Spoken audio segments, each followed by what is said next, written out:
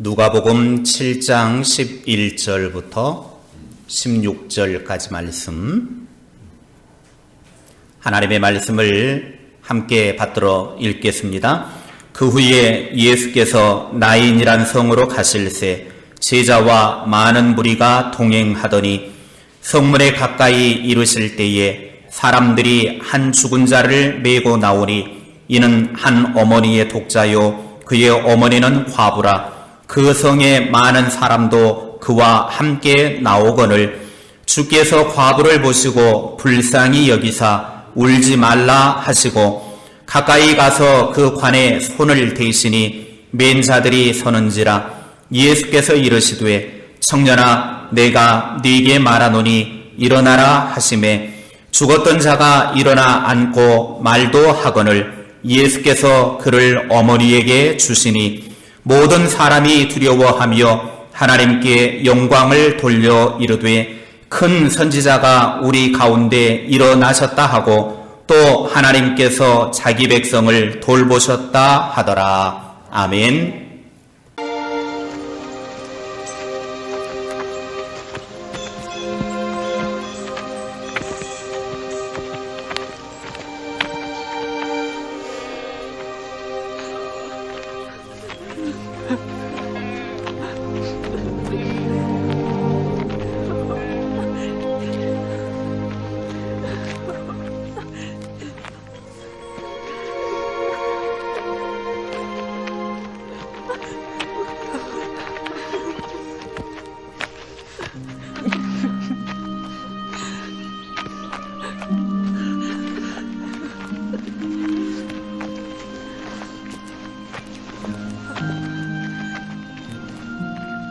울지 말라.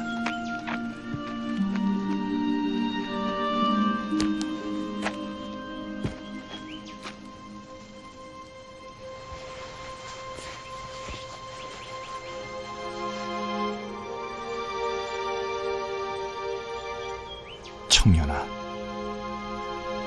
내게 말하노니 일어나라.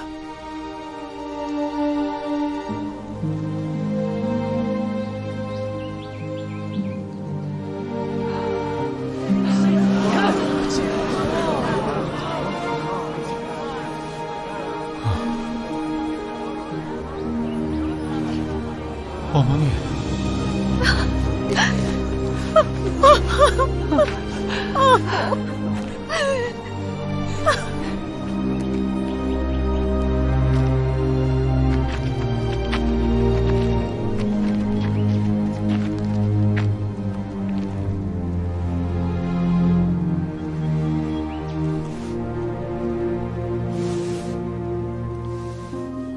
위대한 선지자가 우리 가운데 일어나셨으며 하나님께서 자기 백성을 찾아오셨도다.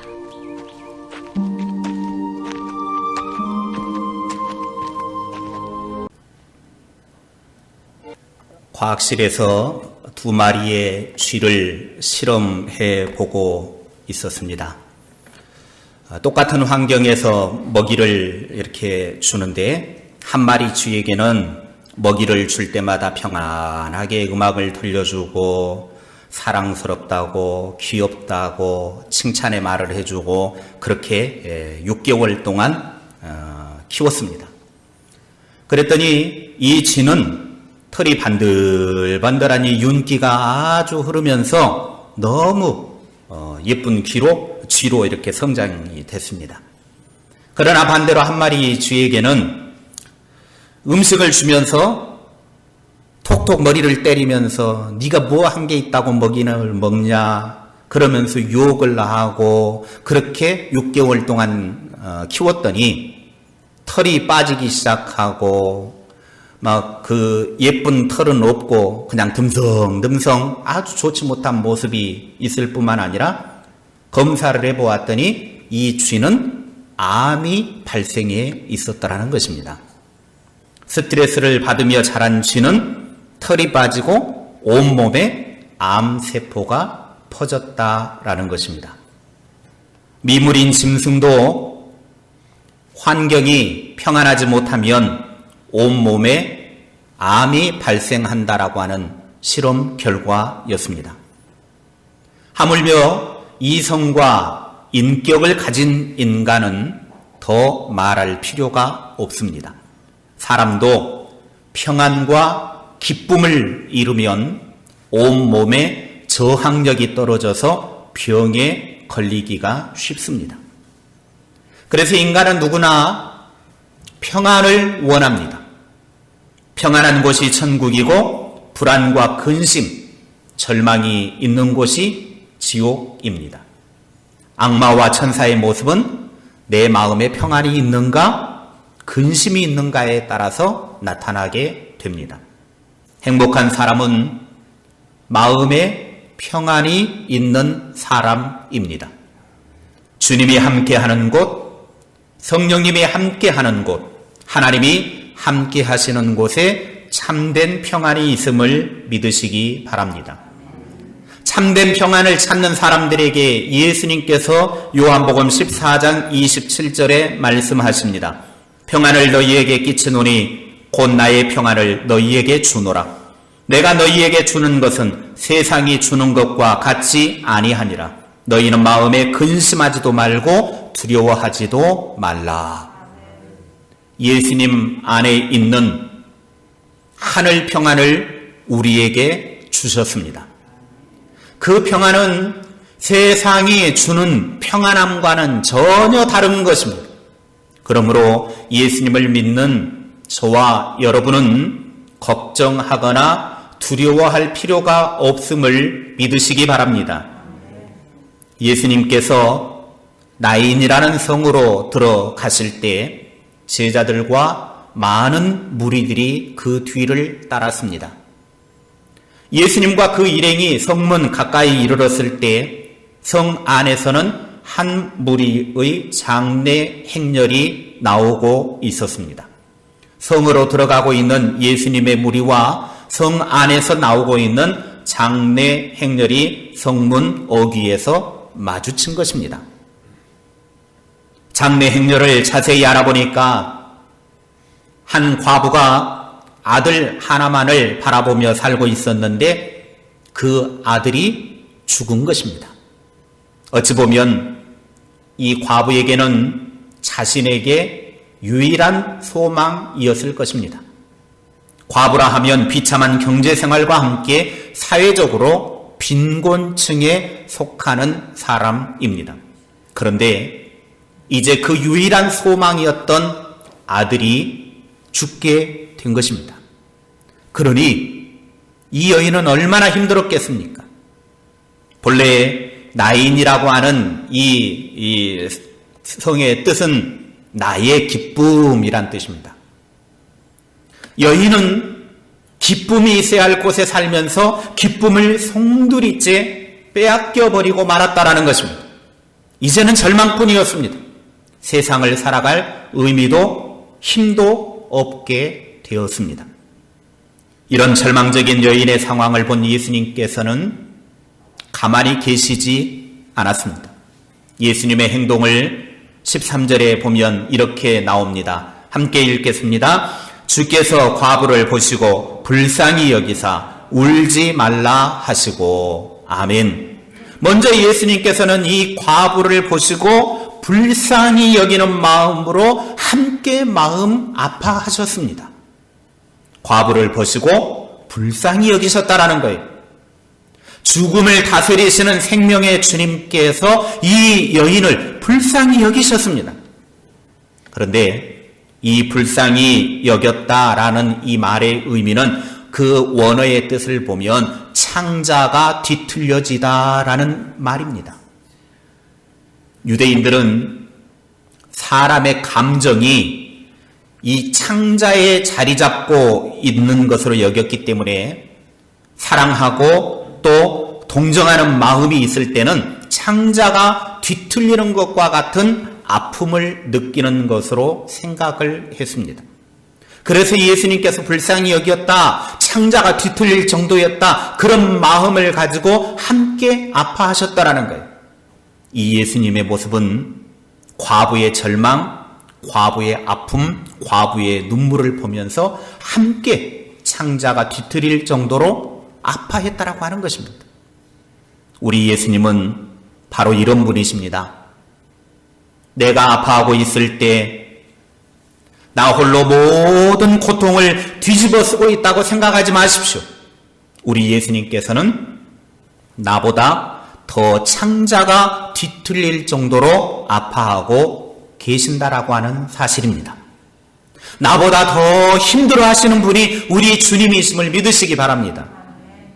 때로 우리가 고난당하여 힘들어할 때 그 고난이 우리에게 필요하기 때문에 허용을 하셨지만 그 고난 때문에 힘들어하는 우리의 모습을 보며 우리보다 더 마음 아파하시는 분이 하나님이십니다.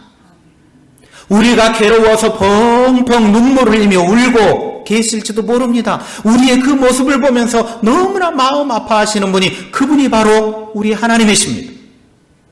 우리 주님은 우리가 힘들어서 눈물 짓고 있을 때 우리보다 더 아파하시는 분이심을 믿으시기 바랍니다.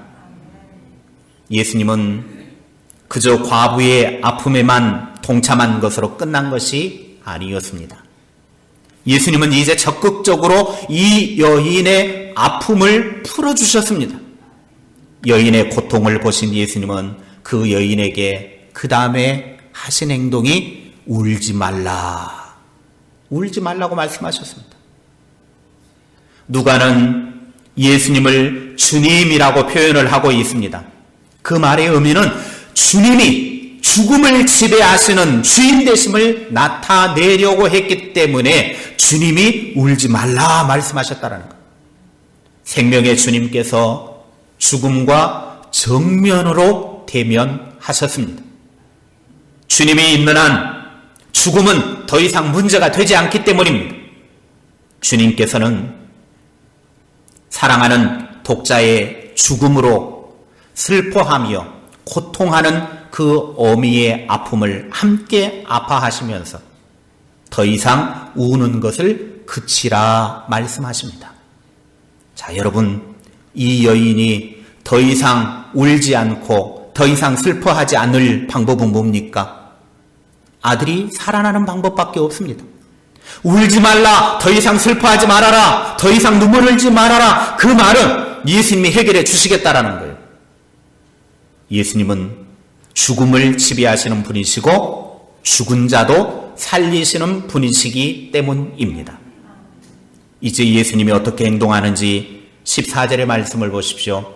함께 읽겠습니다. 가까이 가서 그 한에 손을 대시니 맨 자들이 서는지라. 예수께서 이르시되 청년아 내가 네게 말하노니 일어나라 하시매. 아멘. 예수님이 울지 말라라고 말씀하신 후에 그 장례 행렬 안에 뛰어들어가서 관에 가까이 가가지고 그 관에다가 손을 대셨다라는 거예요. 여러분, 예수님이 이 관에다가 손을 댔다라고 하는 것이 우리가 생각했을 때는 그 뭐 손 댄 게 뭐가 문제입니까? 그 뭐 별 문제도 아닌데요. 그렇게 생각할 수 있지만 유대인의 모세 율법에 의하면 관이나 시신을 만지는 것은 부정한 것입니다. 그래서 모세의 율법에 의하면 부정하게 된 사람은 7일 동안이나 정결 예식을 행해야 돼요. 이것이 그냥 단순하게 관 만졌구나 그런 의미가 아니란 말입니다. 그런데 예수님께서는 시체가 있는 관을 만지셨다라는 거예요. 의식적 불결의 위험성을 감수하시면서도 예수님은 그 관을 만지셨습니다. 이 만지심의 행위는 그 당시에 큰 의미를 가지고 있습니다. 왜냐하면 고대 근동에서 신화가 있는데 신들이 내려와가지고 사람을 고칠 때 대부분의 신들은 치유의 기적을 일으키게 되어지는데 어떤 치유의 기적을 일으키느냐 하면 병자들에게 와가지고 그 병자들을 직접 만짐으로써 치유가 이루어졌습니다.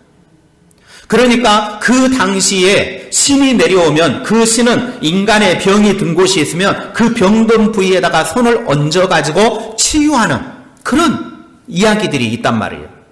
그러니까 지금 예수님께서 이 죽은 자 시신을 만지셨다라고 하는 것은 신적인 능력을 가지고 치유의 그런 기적을 행하고 있다라고 하는 것을 보여주고 있는 것입니다. 그래서 14절 말씀에 예수께서 이르시되 청년아 내가 네게 말하노니 일어나라. 청년아 일어나라. 일어나라. 예수님은 그 죽은 부정한 시신을 만지면서 일어나라 명령을 하셨습니다.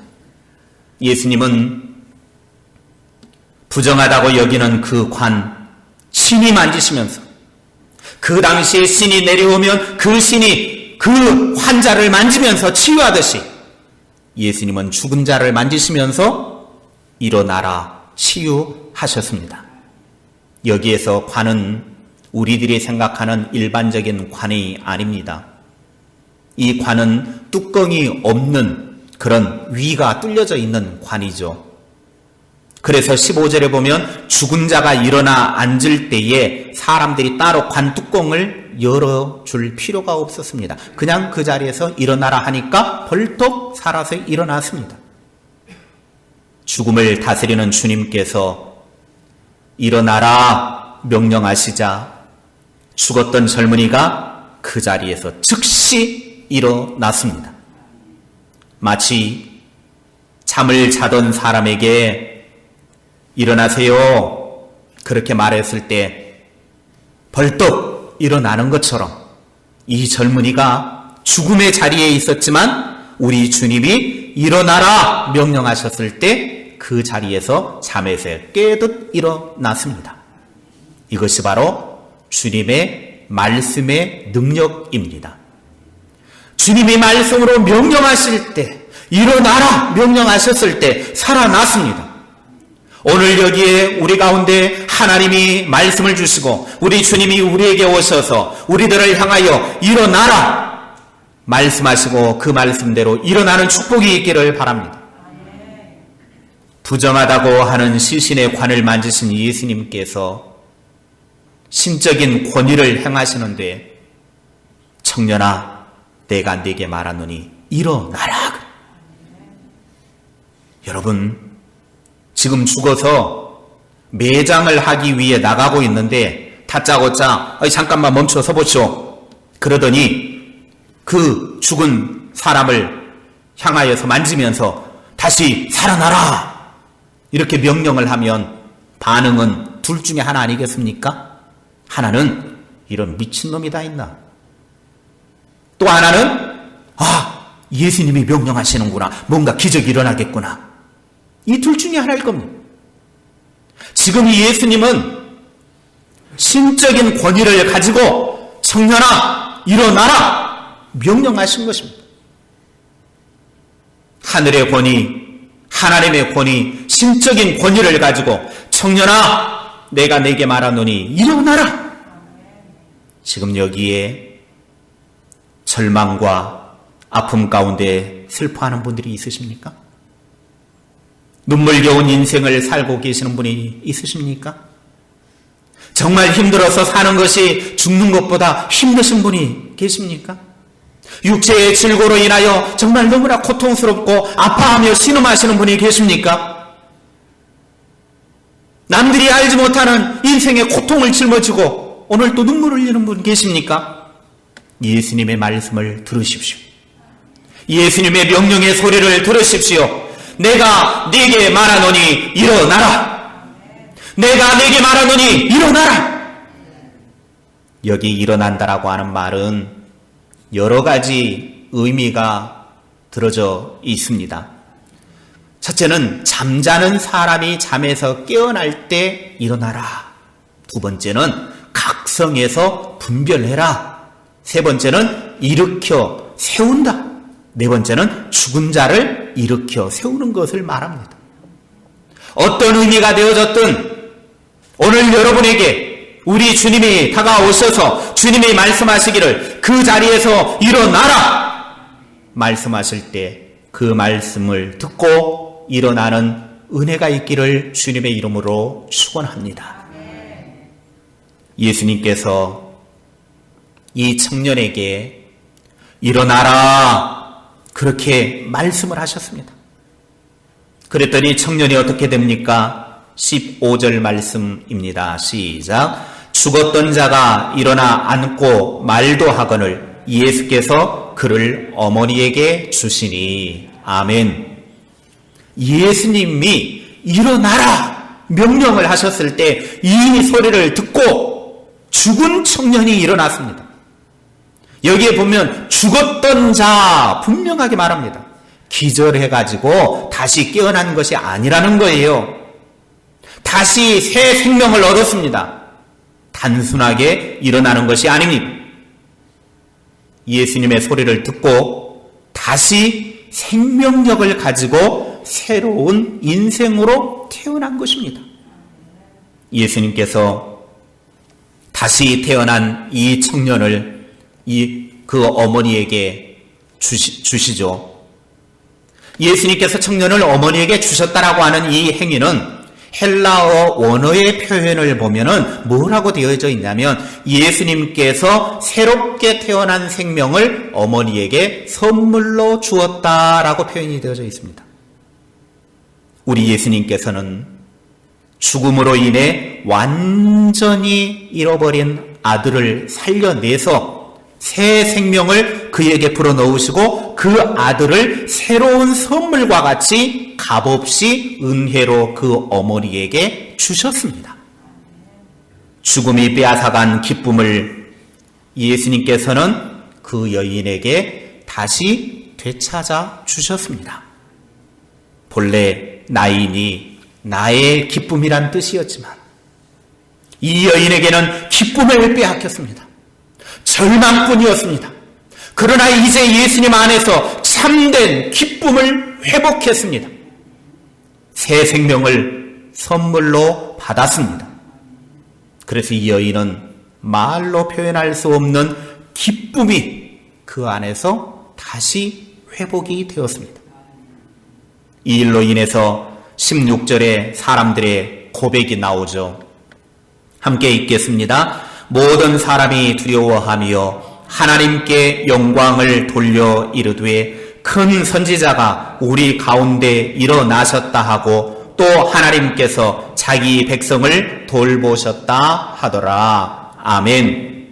거기에 있는 모든 사람들이 두려워서 하나님께 영광을 돌리는데 위대한 선지자가 우리에게 오셨다. 하나님께서 의사처럼 자기 백성을 고쳐주기 위해 하나님이 직접 찾아오셨다. 예수님을 보고 그렇게 고백을 하고 있는 것입니다. 우리 모든 성도들에게 나인의 기쁨이 회복되기를 주님의 이름으로 축원합니다. 지금 힘든 순간, 삶의 위기, 절망적인 상황들, 또 육체적인 절망과 질병과 고통, 사람들과의 힘든 관계, 이 모든 것이 예수님 안에서 해결되고 회복되어서 다시금 나의 기쁨인 나인이 회복되는 은혜가 있기를 주님의 이름으로 축복합니다. 오 하나님 아버지, 여기 하나님의 사랑받은 백성들이 삶의 여러 가지 질병과 고통과 아픔으로 인하여 하나님이 주신 평안과 기쁨을 빼앗겨 버렸습니다. 그러나 이 시간 주님이 우리 가운데 오셔서 우리의 고통 가운데 함께 아파하시고 함께 슬퍼하시고 이 시간 우리에게 오셔서 내가 내게 말하노니 일어나라 말씀을 들려주실 때 그 말씀을 듣고 빼앗겨버린 그 자리에서 다시금 회복되고 다시금 치유되고 은혜 가운데 나아가는 복된 하나님의 백성들 되게 하옵소서. 우리의 빼앗겨버린 모든 기쁨들이 다시 회복이 되어 하나님께 영광 올려드리며 하나님의 기뻐하시는 삶을 사는 주의 백성들이 되게 하옵소서. 그래서 우리의 삶을 통해 온전한 영광만 드러날 수 있도록 주님 은혜 베풀어 주시옵소서. 이 시간 우리 가운데 오신 주님을 만나기를 원합니다. 늘 주의 음성을 들으며 살기를 원합니다. 주님 우리에게 주의 은혜를 베풀어 주시옵소서. 예수님의 이름으로 기도하옵나이다. 아멘.